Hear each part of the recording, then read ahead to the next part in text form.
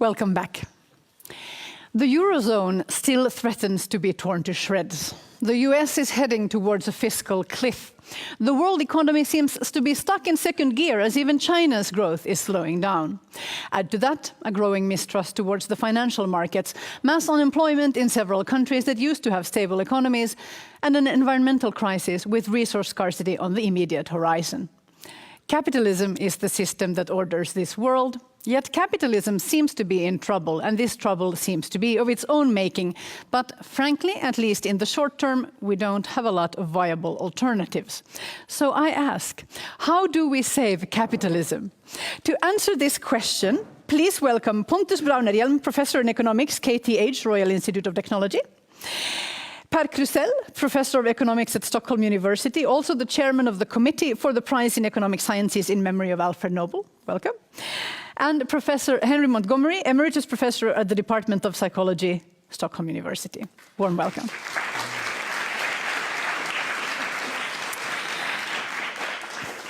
They say, if it ain't broken, don't fix it. So let's start there. Is there something fundamentally wrong with what capitalism has developed into? Krusel. Easy question. No, I guess your question has the word fundamentally wrong. So I have to say that simply, I don't think so. I don't think there's something fundamentally wrong. But having said that, of course, we are facing all these problems that you mentioned. And I think one issue in the debate on TV when you witness crisis after crisis is that they tend to be lumped together. And the fact that we're here talking about is there something wrong with capitalism, I think is a little bit of an oversimplification. I mean, and also as you indicated, probably the alternative isn't there, realistically. So the question is what to do exactly. And I think then you really have to think about each problem separately. The euro crisis is one problem. The budget crises in different countries, they are related, but they're in a way different, etc. The financial crisis. So I think the broader question maybe is how much government involvement do we want? That's the way it's often phrased in sort of in politics. So what kind of capitalism do we want? So first of all, you might say more or less government. That's like the classical political divider. And but I think there, at least when I grew up here in Sweden, you know, there was a term, still is a term called blandekonomi. I guess the translation is not, it's mixed. It's not bland economy. It's mixed economy, which means large market and large government, and the two live happily together, supposedly. You would say that being Swedish, of course. I would say that being Swedish, and I think it's still true, but there's a little bit more emphasis on the market now than when I grew up.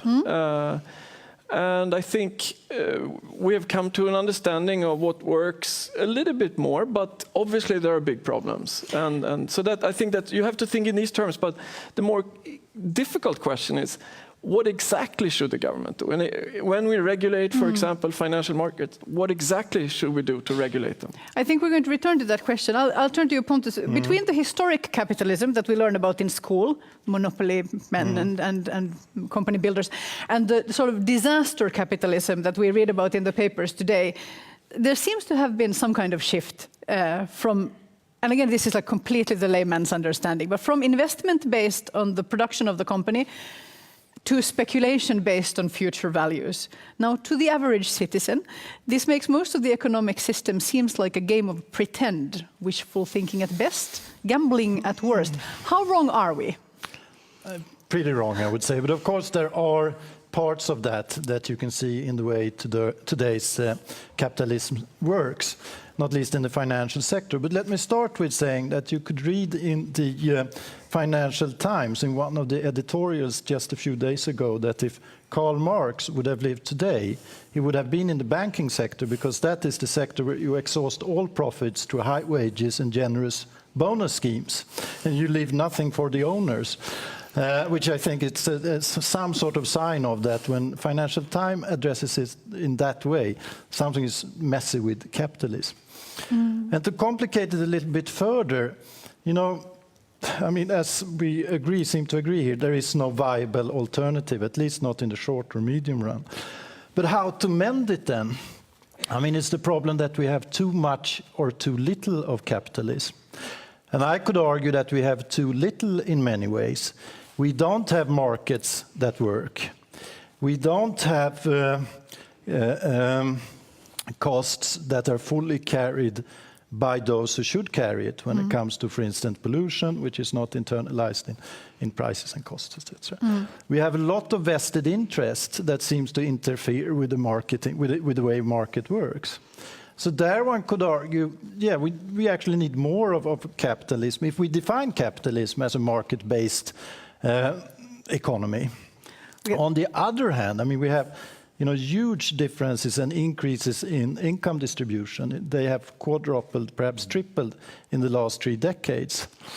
There one could argue, there seems to be something wrong there, and the capitalism has not worked so well.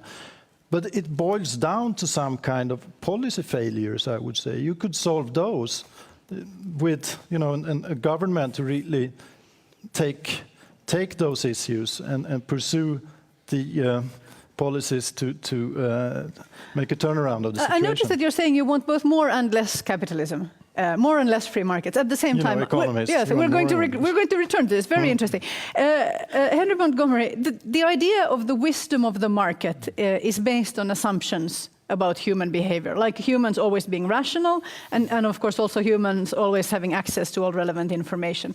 As a psychologist, to what degree do you agree with the economists' view of humanity? First, I would like to say that I don't think that even the economists believe that each single person in the market is fully rational. And certainly they also know that they have limited access to information, and they make decisions which are not economically sound.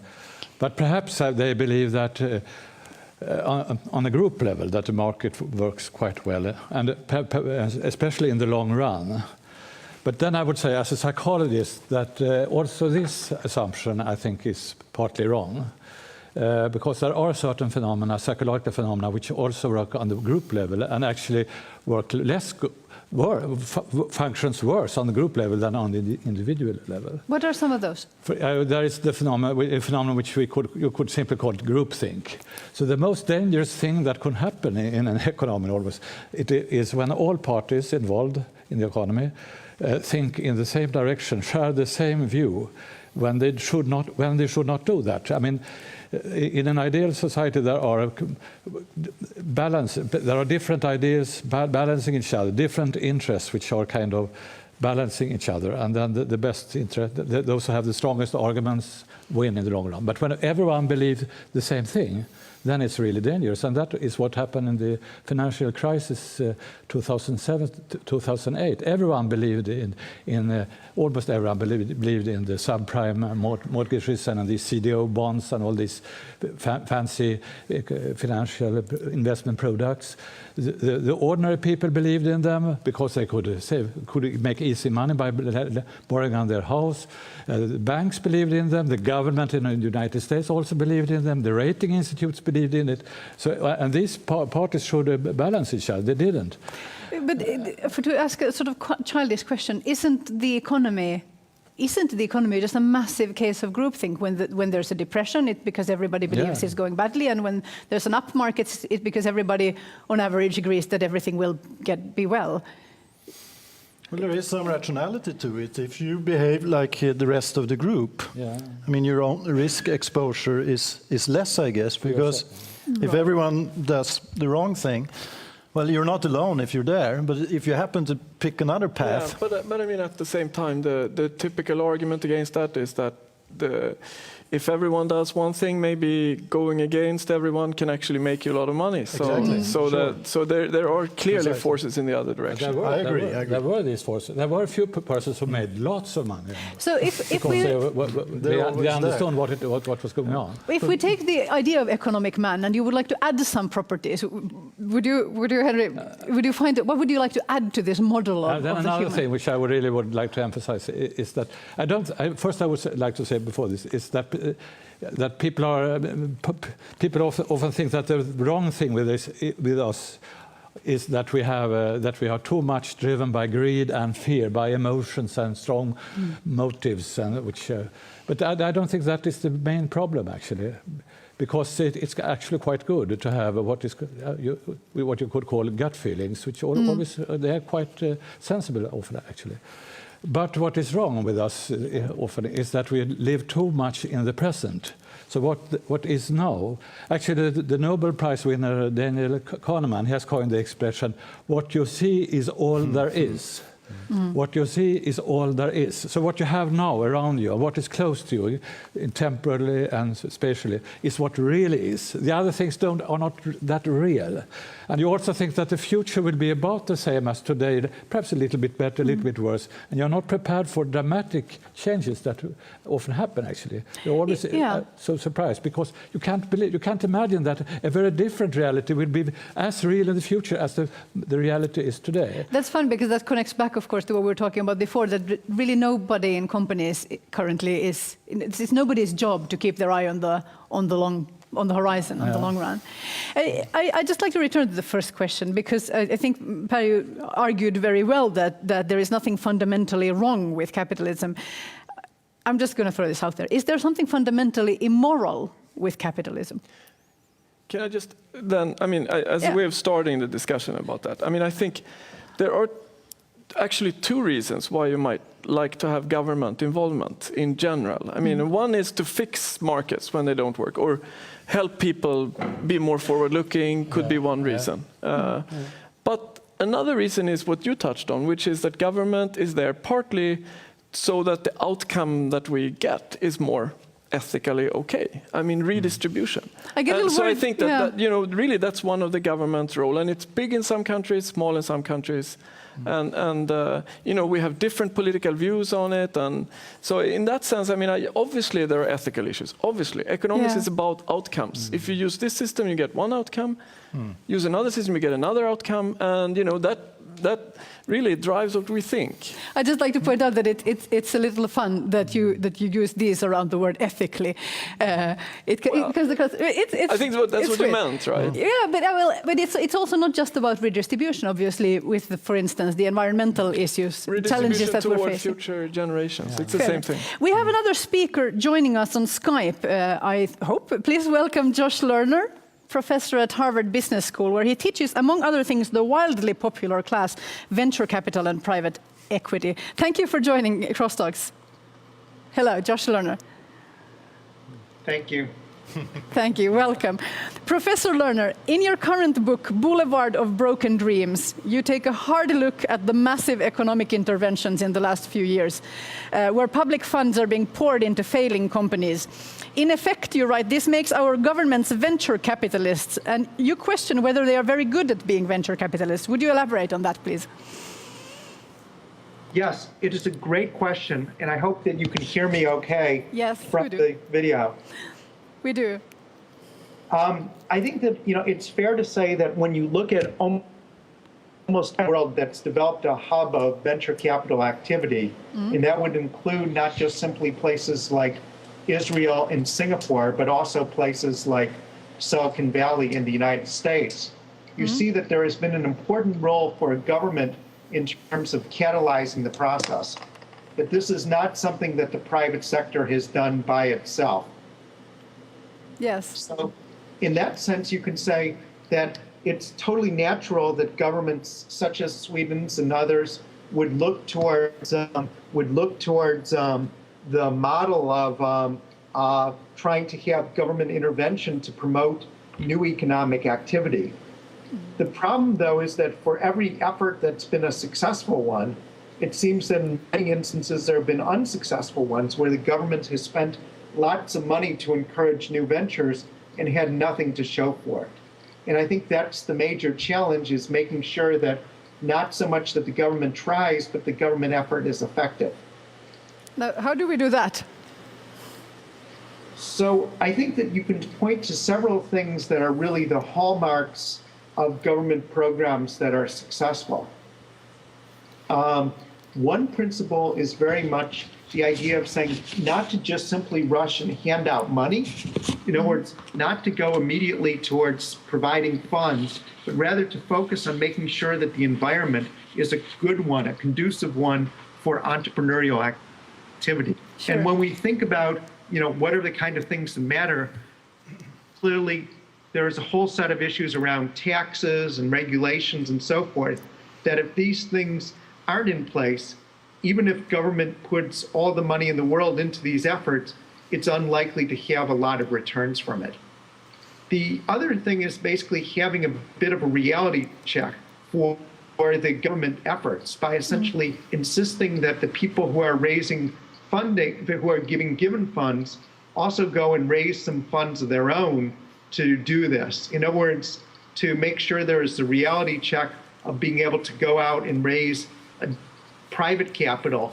So it's not just simply governments pursuing topics that might seem good in paper, but in practicality don't really work. So that's a couple of thoughts that I hope are helpful in terms of answering your question. But when we pour public funds into failing companies, the governments become venture capitalists specialized in really bad business. Does that make sense? Can you hear us, Professor? Unfortunately, we seem to have lost the professor for a while there. I'll turn to the others. What do you feel about that? Any reactions spontaneously? I believe that, what Josh said here really was that if you don't have it right in the first place, when it comes to institutions that are conducive to entrepreneurship and businesses and those things, well, then you can't replace that with subsidies, governmentally subsidized venture capital and other financing. You have to have a double focus here. If the governmental money is going to work, you have to make sure that you also have a market that works. But if you could just as well finance whatever the company is through the market, then there's no need for the government to step in at all. But there could well be, of course, market failures for a number of reasons. So there may be a role for the government to play here, because you have information asymmetries and you have uncertainty and you have a long time sequence that you look ahead before something can be expected to be realized. So, there are arguments why you could have a governmental player here. But the devil is in the detail, and I think that's very clear in Josh's book. That, there has been some success stories, and try to learn from those. But for every success story, there are 9 that fails. So do your homework and see how were those systems designed that really did promote the outcomes but that you we said wanted. Market failures, so why is it my responsibility as the taxpayer to keep the private sector afloat or a system that seems to be failing afloat? That I would never argue that it would be the taxpayers. Well, the government invests, that's my money, so that's why I'm asking. There should be careful, I would say. Sorry, Per. No, it depends. We use the term market failure for not for bad business. Bad business should go out of business. I think that's clear. You shouldn't, as a taxpayer, support it. But market failure can mean, for example, that when I drive my car, I don't take into account that I'm warming the globe, and the climate problem is an example of a market failure. I never pay for those costs, and then the government, I think, has a good argument to step in and do something. And then, in that case, maybe they should subsidize, for example, new technologies. But again, then Josh's points are relevant. You have to make sure that you do this in a smart way. And subsidizing, the argument you find in that the market doesn't work somehow, but then implementing it and doing it is a much harder issue. So would you argue that over time one limit that we should have on, for instance, government spending would be that it would have to be a fixable problem? There has to be some kind of time frame, even if it's 100 years, where you can stop subsidizing? Well, not necessarily. No, I don't think so. Because if take education. Yeah, I think there are cases where economists call it positive externalities or negative externalities. They simply mean that when I do something, I incur costs or benefits on other people without getting paid for them or without having to pay for them. And that happens all the time, and because they happen, they're not likely to go away. That means the government should probably step in and do something, try to correct things so that maybe there's a little bit more education and less pollution and so on. So the whole society generates benefits from this, of course. I mean, that's the point. I'd like to. I think I'm going to have to go back to the beginning and again say, well, because it gets so abstract so very fast. Is there something? There is something. We agree that there is something wrong with capitalism, that with the system that needs fixing in one way or the other. Now, the political right would seem to suggest more and purer capitalism. We also mentioned this before. More and purer capitalism as a blanket solution for capitalism's problem that would, for instance, prevent some market failures at least from happening. The political left suggests, not broadly speaking, the political left suggests tougher regulation of the financial markets and of the industries as their blanket solution. I am asking to you, as scientists in this field, is there a scientific method to find out who is right, or are all the world's economists guessing based on political bias? I guess it's a question that you should ask all of us, because I mean it's a big one. Yeah, I'm asking all of you. I mean, I think as a social scientist, I would say that economics and other social sciences are really good things to be involved in to try to answer this question. And I think you have to realize that we always have both normative, like ethical issues, and other issues like what I mainly do is to try to understand how the world works, why, as opposed to what should we do exactly. Because I think this what should we do exactly, you shouldn't rush to a conclusion just because there was some problem with house prices, well, we should go in and immediately we shouldn't allow people to borrow so much. No, wait a minute, let's think about exactly what's going wrong, why, and the starting point is always, how does the economy work? And that involves all these different sciences, but there's not just the distinction between normative and descriptive. There's also a distinction between descriptive and predictive. And the economy doesn't, I'm sorry, but to the layman, again, economists don't always, you seem to be pretty good at describing, but not always very good at predicting. So is there something, is it more of a descriptive science? Or? I think it's a normative science. And there you have some sort of predictions building on a model that you have developed or others have developed. But predicting as such is something that is a bit different, I would say, from it's part of it, but it's not the main thrust of economics to predict things. But the point that structures, at regulations, how they work, what the impact they would have on a market, that is much more to the core of economics, I would say. Then you have a whole industry that is involved in predictions, and they do it all the time, and you have all kind of fancy models. I guess we have a lot of psychological influences here, and they are very hard to capture in those models. Henry Montgomery. I think so. That's something I really would like to say. I think this question, the answer, the persons who are supposed to answer this question, they are 99% something. They are economists. So I think one should much more rely also on people from other social sciences. For example, with regard to prediction.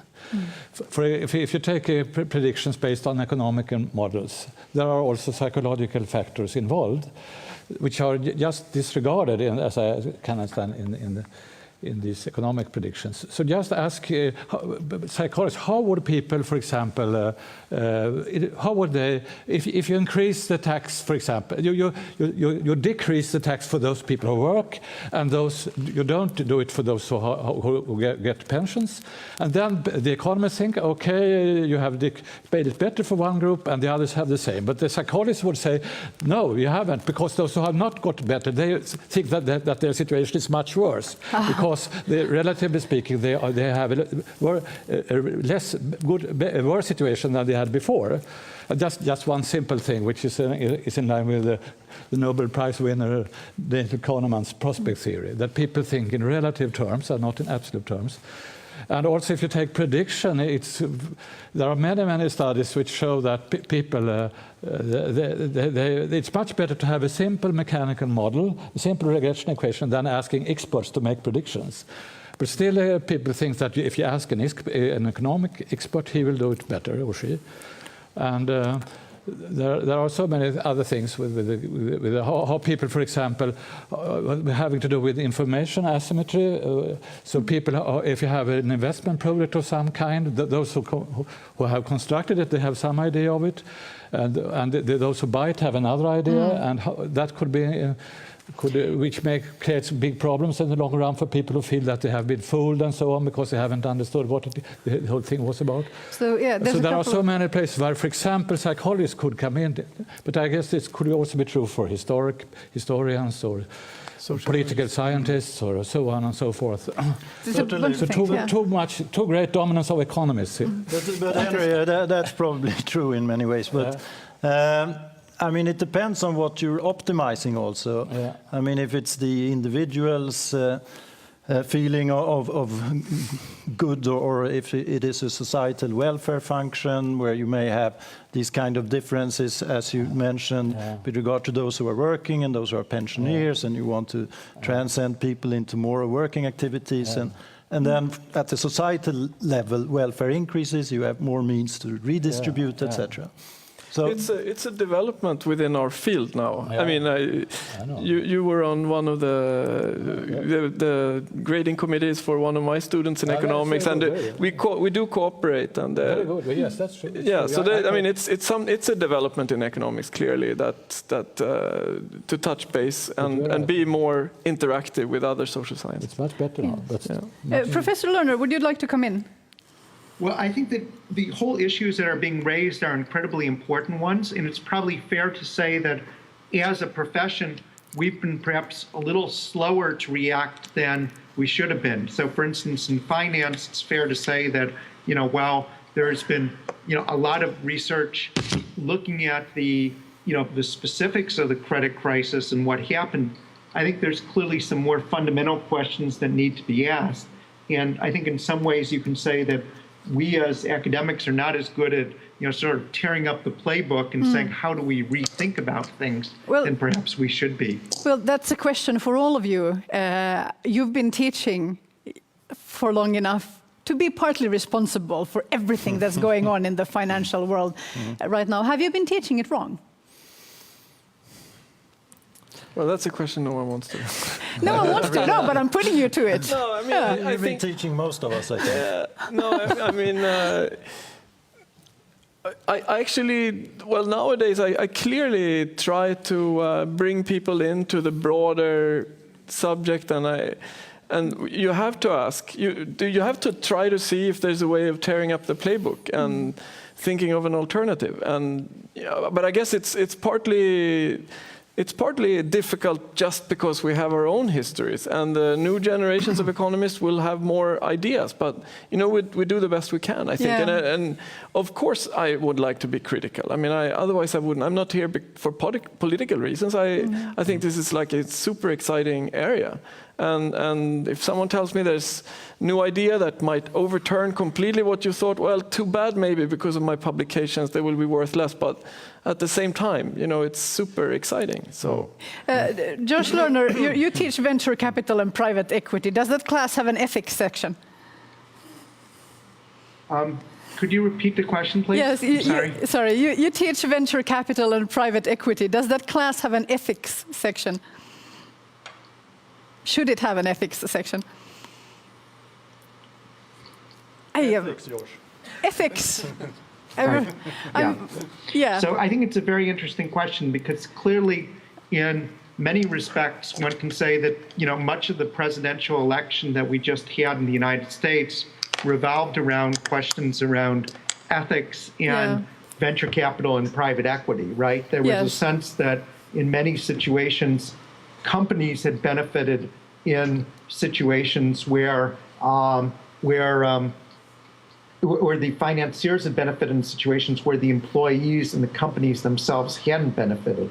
And obviously, many of these cases were controversial ones, but the questions that were raised were certainly very important and fair ones. You know, we certainly try to grapple with these issues in our classes at Harvard. We, in fact, you know, sort of make, you know, a whole section of the MBA curriculum dealt with ethics and business standards. Yeah. But in some sense, it's a natural question to ask is, we're teaching students who are typically 26, 27 years old, and these are in some sense already fully formed people.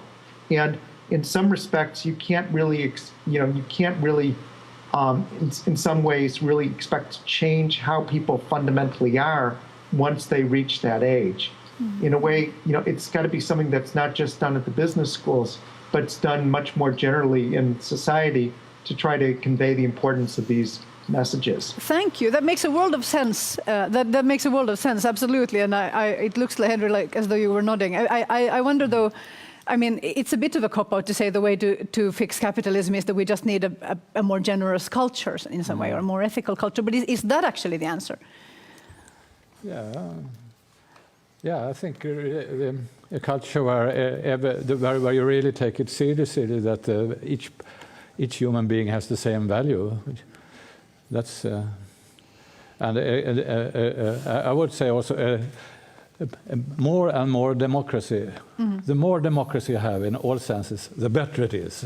Is it possible? And that's the foundation of democracy, is this idea that every person has the same value. Is that also the foundation, the capitalist idea of humans? Does that also include everyone having the same value? Fundamentally, I'm honestly asking. I don't know. I wouldn't say that that's the case, really. No, it doesn't make that normative statement. That's more like a normative statement that we can all agree whether we like it or we don't like it. And I mean, I think that's a nice principle. So I don't want to disagree with it, but I don't think it's a fundamental assumption of capitalism. No. Should it be, though? I mean, could it? Well, could that's where the government comes in, and where you may want to have the market, but you know, do a little bit of tinkering with it, and like tax a little bit and redistribute a little bit and make sure that everyone gets an okay education. Well, Pontus suggested before that we should have more freer capitalism and also more regulation where it counts. So is that possible? Is that how we fix capitalism? Is it even possible to have both more and less at the same time?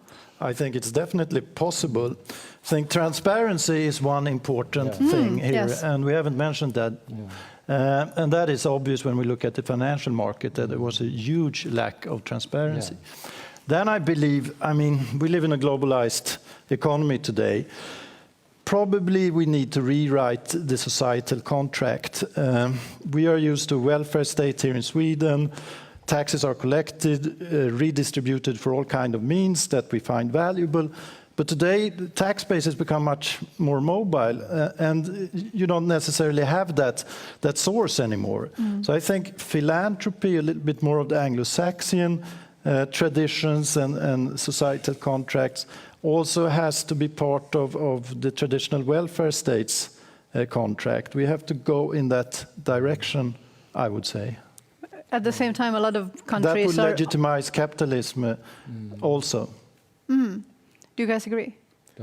I think I would just would say that the development in Sweden is a good example of what Pontus was talking about. I mean, Sweden has been kind of a mixed kind of economy, and then the pendulum has gone back and forth, but every time it moves, it kind of improves some things, and perhaps other things become less worse. But in the long trend, I think everything becomes a little bit better, actually. So I think I think we'll never reach the real equilibrium, but come closer to it, perhaps. And I think actually Sweden, I think I would like to say that, is a very good model for the whole world. But now we can see really that we have a very good economy here, and we learned from some previous crises. And also we have a government which is, I would not reveal my own But still, they have taken over from the previous government some ideas, and they also actually are good at kind of changing now when it doesn't work, and so on. And the other part, very broadly speaking, to the international audience, both are left and right. They are. Everybody is sort of in the center now. Yeah, they are, and they pick ideas from each other. I think that's very good. I wonder, the environmental crisis is a really great and urgent example of an issue where the short-term interest of individual investors is in glaring conflict with the middle to long-term interest of everybody. And I wonder whose responsibility that is, because we're looking at a situation, and this is not just me saying this and a lot of environmentalists, it's also the World Bank and the entire global energy sector is in agreement. We're looking at a situation where markets will physically disappear. And a lot of people will, we have a global trend where a lot of people are moving into the middle class, but quite a lot of people will be moving and dying out of the middle class as well. That's what we're looking at in our lifetime and in our children's lifetime. How is this not everybody's problem? How can this only be a government problem rather than also a problem for the private sector? I'm forcing your answer here, I'm sorry. I mean, this is the tragedy of the commons to some extent. It is a market failure there, and we already touched upon that, and Per mentioned that. Costs are not internalized and not put on those who should carry the burden of those costs. And there are, of course, policy measures, but huge political problems. How to come to an agreement to solve this. And that needs to be done. If we, the citizens, say, we thank capitalism for this insane amount of prosperity and peace, really, that it has provided us with. But right now, saying it's a market failure isn't good enough. This needs to be fixed. How would you guys respond? Like, if you were the king, we're learning, king of the global market, and got to decide, what would you do? I'm very involved in the climate problem right now because I've been doing research on it for several years, and I think that it's an excellent idea to just use taxes to tax the bad activity. I mean, that's exactly, but that's what's really hard to get political agreement on, like we just heard. And I also that relates to another thing that you didn't bring up. I mean, we see a lot of blaming on economists or people, or I don't know, but I think that in these crises there are really several crises, but one type of crisis that we've seen mostly in Europe, but even in the US as well, is political crisis, in the sense that markets and ordinary people, we have to wait to see what the politicians can maybe agree on, and they just keep kicking the can in front of them. They can't agree. Yeah. And this was true in the US because they had to do budget cuts. They never did it. They're still kicking the can in front of them. In Europe, what are we going to do with Greece, etc.? I mean, this is a political crisis, I would say. Ultimately comes back to the citizenry, because of course we give ultimately the mandate comes from us. I'm sorry, we're moving to audience questions. I'm looking to see if we have any audience questions prepared. Do we? There's a young man over there. Go right ahead. Thank you. First of all, thank you very much. I'm Boda from Stockholm University, and here I have a question. I have read an article before in the Time magazine which said now in the financial crisis in the 2008 is kind of due to the China's unpaid workers, and after that, many banking organizations have forced China to stronger the Chinese currency. And now it seems like China has Chinese workers have a better paid. But does it really solve the problem? I mean, with many small companies in China now is facing the bankruptcy. Yeah. Does it really solve the problem of the capitalism, or is it just a strategy to slow down the China's development? Thank you. I'll recap. So the unpaid workers of China were being blamed for the 2008 crash. Now there has been some corrections in some way to the Chinese currency. Will this solve the problems of capitalism, or is it just driving Chinese small businessmen out of business? Do you want to start? I mean, go right ahead. I think that the financial crisis started with a few different factors that happened at the same time. And one issue was the lack of transparency in the creation of these new mortgage-backed securities and all that. And that has nothing to do, that itself has nothing to do with China. And I think that's what triggered it. And I think there was a long-run trend of a lot of saving from China, and that's a way of saying that maybe they didn't consume it, maybe their workers didn't consume it. And Bernanke, the Fed leader, has been a strong proponent of that view that capital flows from China, not being consumed there by the workers, but rather invested in the US, has pushed down interest rates, and the low interest rates have been a part of a reason why the financial market started behaving more and more funny. So there is an argument there, I think, but I think it's really early to say whether that's really a main factor. I certainly think that without the mortgage-backed security crisis, I don't think we would have talked about this at all the same way. So in that case, does it, on the other hand, the other part of the question, has it helped? Is the global economy now more real or corrected by these changes in China? You mean by the changes in appreciation of the Chinese currency and the increased wages? I guess so. I think the argument is a little bit far-fetched, but there is some truth to what you said. But you could go even further back to try to explain the crisis with the saving glut in the mid-1990s. I think it's a natural movement when you have a huge current account surplus that your currencies start to increase in value. It can take time, for sure, but it didn't happen. And when it happened very slowly in China. And that would in turn promote more of domestic consumptions and those things, more of imports, and that would tend to balance the global economy in a better way. Yeah. Thank you very much, Bodo. Thank you. Could we have another question from the audience, please? Yeah, sure. Can I just have a question from the back? Yeah, were you there? Thank you. Sorry, thanks.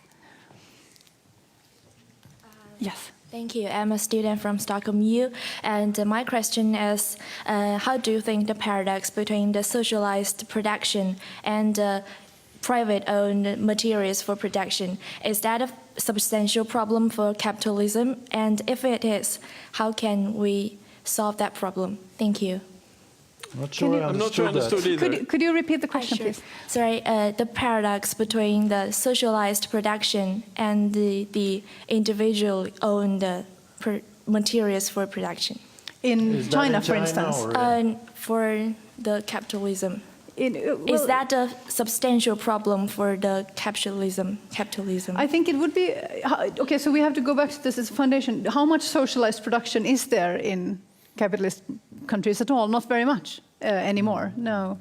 So it would have been within social democracies, I guess historically would have had those in a mixed economy, as what you were saying, that situation did arise and does arise. Do you see that as a fundamental paradox? Basically, we're looking at the fundamental paradox, I think, if I understand this question correctly, of the mixed economy in itself. So the state ownership, essentially, which you could call, I guess, socialized production. I think it's not. I wouldn't use the term paradox. I mean, I think that there's an argument to be made why some things could be run better by the government, but I think maybe in Sweden we've assumed that a lot of things can be run better by the government, and then gotten used to it, and then when they've been privatized, some things have worked extremely well.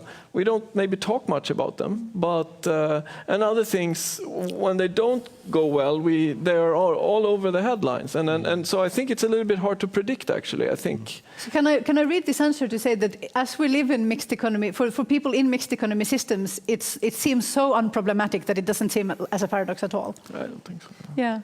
All right. Thank you. Thank you. We have a Skype question. Hello. Hello? Do we have a Skype question? Hello. Who's there?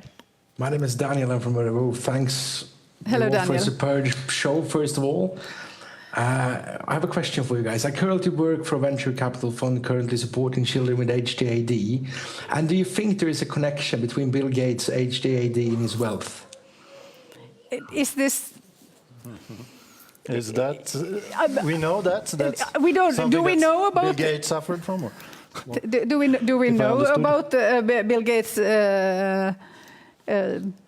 diagnosis? I'm not sure. Yes, we do. Yeah, we do apparently.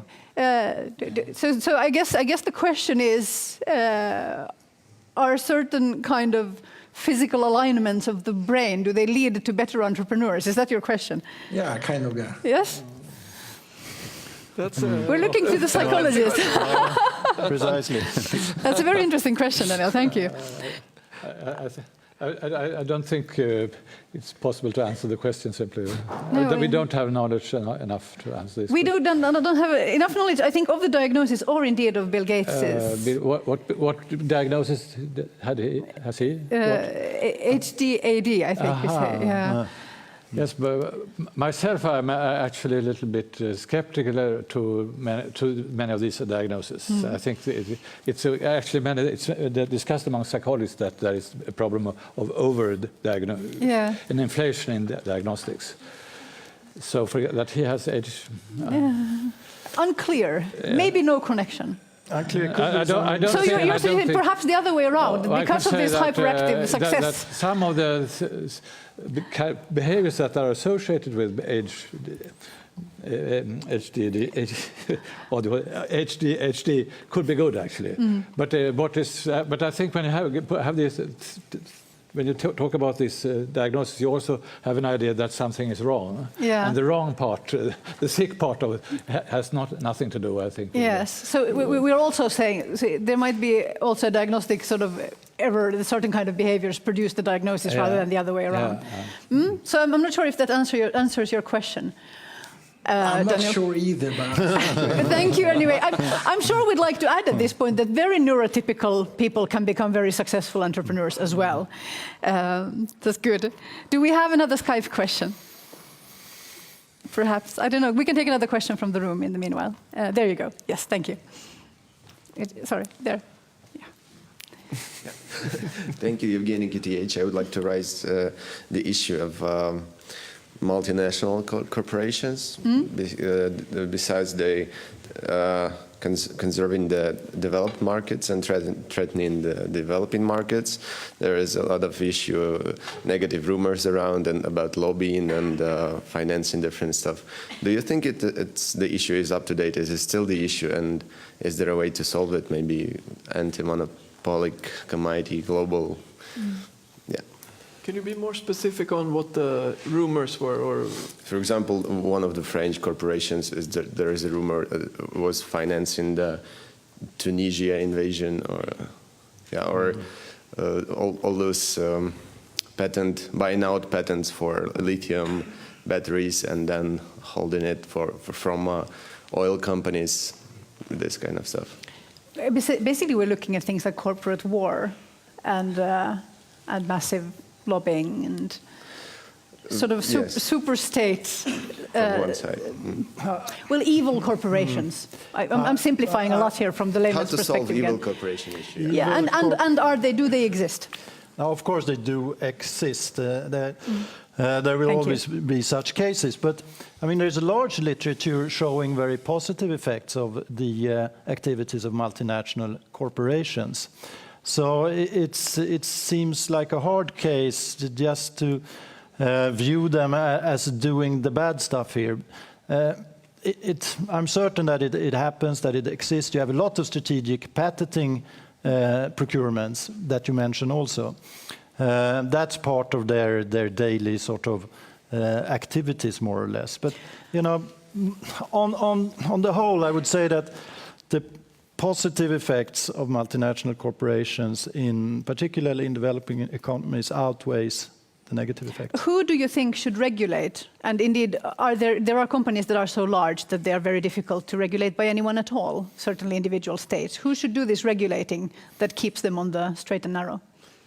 I think it's a little bit tricky to regulate someone else, especially if you do it from your own perspective of what you... I mean, we tend to think we should have the same work regulations regarding worker safety, for example, as we have here, etc.